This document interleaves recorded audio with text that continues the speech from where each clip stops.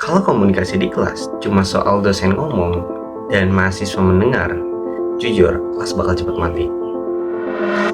Halo, kenalin nama saya Ibnu Jaki, mahasiswa Ilmu Komunikasi semester 1. Di video kali ini, saya ingin mengajak melihat proses komunikasi dari sudut pandang mahasiswa.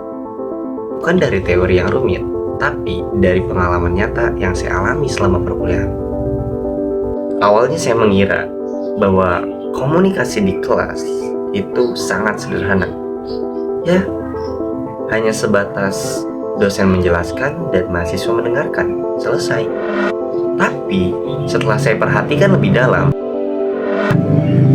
cara dosen membuka kelas, merespon mahasiswa sampai memastikan suasana tetap kondusif, itu semua adalah bagian dari proses komunikasi yang penting. Pengamatan ini saya lakukan di kelas perkuliahan tatap muka. Dosen yang mengajar memiliki gaya yang santai dan asik, tetapi tetap tegas. Hampir setiap pertemuan, kelas tidak langsung dimulai dengan materi. Biasanya diawali dengan cerita atau diskusi tentang keadaan mahasiswa, atau hal-hal kecil yang sedang terjadi di sekitar kelas. Dan dari situ, dosen mulai mengaitkan cerita tersebut dengan materi perkuliahan. Menurut saya, cara ini membuat kelas jauh lebih cair dan mahasiswa menjadi lebih siap secara mental untuk menerima materi dan kelas tidak terasa kaku atau tegang.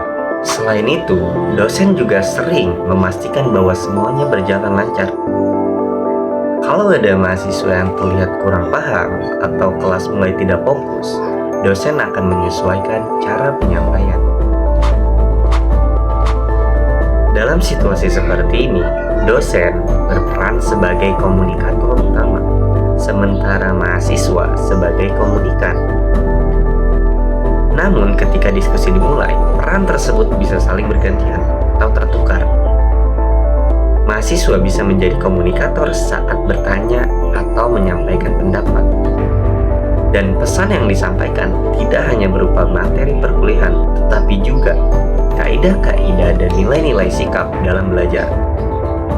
Menariknya, pesan tersebut disampaikan dengan bahasa yang sangat sederhana dan sering dikaitkan dengan contoh kehidupan sehari-hari, sehingga mahasiswa jauh lebih mudah untuk memahaminya.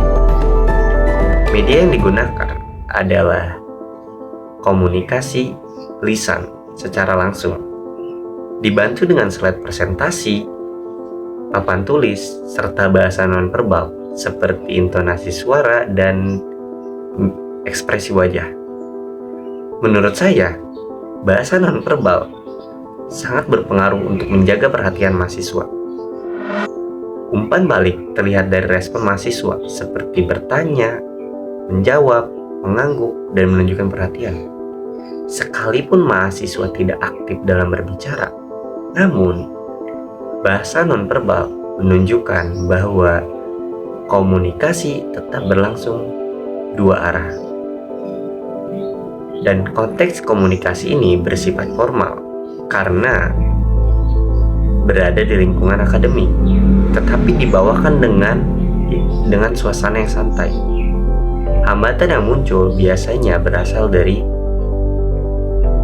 perbedaan tingkat pemahaman mahasiswa dan fokus yang tidak selalu stabil. Namun, dosen selalu mengatasi hal tersebut dengan cara mengulang penjelasan dan membuka ruang diskusi. Dari pengamatan ini, saya belajar bahwa komunikasi yang baik bukan seberapa pintar dosen menjelaskan, tetapi juga bagaimana suasana itu dibangun. Sebagai mahasiswa, saya jauh lebih berani ketika dosen membuka ruang komunikasi dengan cara yang santai. Dan saya juga menyadari bahwa keaktifan mahasiswa itu juga mempengaruhi berjalannya proses pembelajaran. Ketika mahasiswa hanya diam, kelas akan menjadi satu arah dan kurang hidup. Pengalaman ini membuat saya memahami bahwa komunikasi di kelas yang baik itu adalah hasil dari kerjasama antara dosen dan mahasiswa.